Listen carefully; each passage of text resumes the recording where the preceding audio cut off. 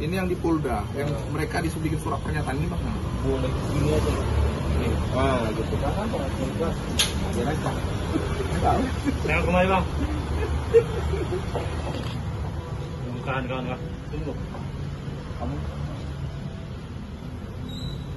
ini buat film Pak, lama-lama kali. Satu atau dua? Satu dulu aja bang. Permisi dulu. Ini waktu penangkapan itu bang ya? Ini penangkapan. Di situ kan ada Raisa, seharusnya Raisa ini bikin himbauan dulu.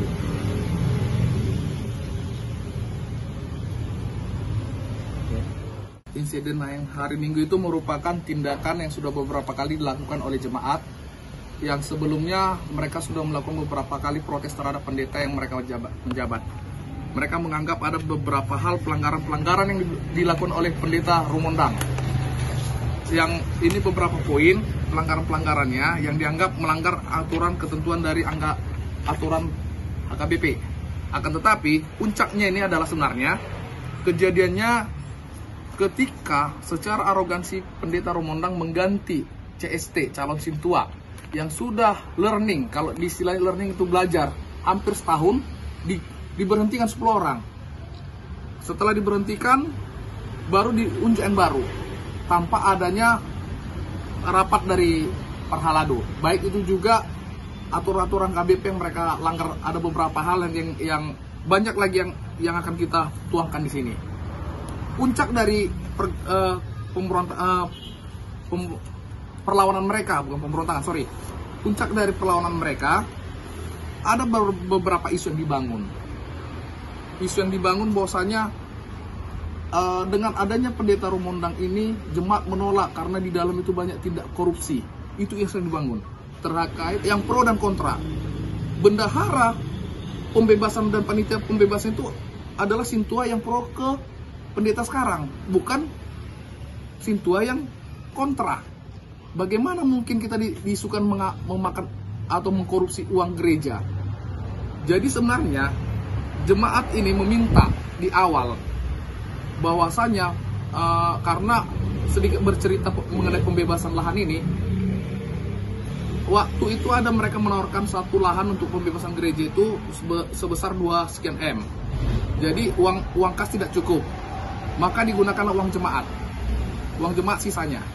Uang jemaat ini yang diminta oleh jemaat, jangan dulu diganti pendetanya ini, karena mereka akan mengadakan pesta gutilon, karena gereja ada mengutang kepada jemaat yang diluankan oleh jemaat, yang ini tidak diindahkan. Itunya dasar sebenarnya. Jadi puncak dari masalah ini sebenarnya pada tanggal 21 Mei.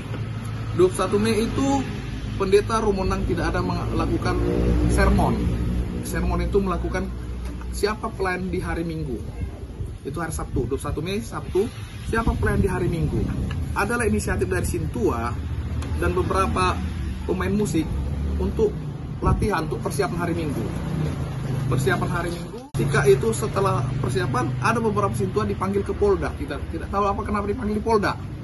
Sembari mereka ini latihan, malamnya tiba-tiba ada beberapa peleton polisi datang. Nih, biar kita sama-sama jelas terang benerang. Inilah polisi datang. Ini masih yang tampak pada gambar. Datang dan melakukan penangkapan yang kami merasa sangat tidak manusiawi sangat tidak manusiawi, dan digelandanglah ke Polda. Ada hampir 30 lebih dibawa ke Polda. Dan efeknya adalah ini, setelah pada hari yang sama ibu ini masuk rumah sakit. Dan ini menjadi intimidasi buat klien saya. Inilah sebenarnya puncak dari permasalahan ini. Puncaknya. Jadi jemaat merasa tidak terima, kenapa kami digelandang nih? Kenapa turun Dalmas? Kenapa turun Satpol PP? Nah, ini kalau ada rekaman video yang sangat tidak manusiawi kita rasa. Setelah di Polda mereka dilakukan surat pernyataan. Membuat surat pernyataan. Mereka dianggap provokator, menghalang-halang ibadah, membuat surat pernyataan di Polda. Baru yang ketiga, mereka berjanji kata tidak akan mengulangi lagi. Apa yang tidak mengulangi apa? Jadi sehingga setiap hari Minggu mereka melakukan aksi damai. Misalnya Loh, kok begitu? Tidak menghormati ibadah. Sebenarnya tidak.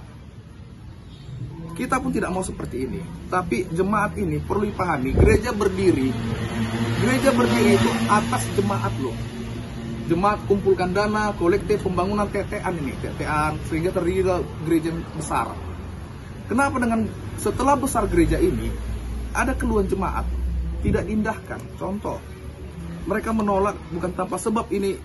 Mereka sudah menyurati distrik.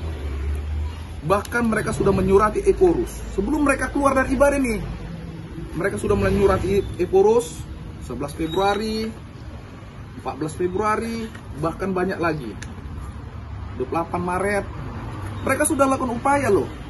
Bahkan lebih ekstrim lagi, mereka sudah melakukan sampai aksi damai di distrik.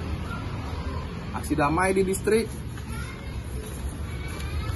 Jadi ini aksi damai langsung ke PR Raja Eporus. Ini aksi damai loh. Jadi jangan dianggap isu yang dibangun bahwa saya jemaat ini nggak menghormati mereka atau mempermalukan HKBP. Mereka tidak mempermalukan. Kekecewaan kita, kenapa sampai detik ini kita melakukan upaya ini? Kekecewaan kita, kenapa pemimpin HKBP tidak? Harapan jemaat sederhana. Jadi jemaat ini kita tulus. Bulan 7 akan ada pesta Gotilon. Dalam arti kata pesta Gotilon itu kan mengembalikan uang jemaat yang sudah dipakai oleh gereja. Itulah ketulusan jemaat mendulukan uangnya. Dasarnya sebenarnya mereka jangan dulu pendeta yang baru yang baru masuk, karena kan belum tahu berapa uang yang dipakai untuk jemaat. Itu yang pertama, harapan pertama. Tapi sudah keluar SK. Akan tetapi setelah berjalan, ternyata mereka tidak sependapat dengan pendeta Rumondang. Jadi harapan jemaat sebenarnya sederhana, tidak memilih pendeta siapapun. Intinya mereka minta, kan udah tidak masalah kenyamanan ini, sudah bagaimana kita berkhotbah atau bagaimana jemaat mendengarkan khotbah, di hati sudah panas. Mereka berharap, oke lah, gantilah. Kenapa harus dipertahankan ini pendeta? Atau pindahlah siklus. Kita bukan mengajari Eporus ya, tapi sebenarnya satu hal yang saya bilang lagi, mereka kan domba-domba. Apabila tidak sependapat, mungkin lagi panas hati, ya ambil kebijaksanaan ganti pendeta yang baru. Itu aja. Jadi ngapain harus dipertahankan gitu?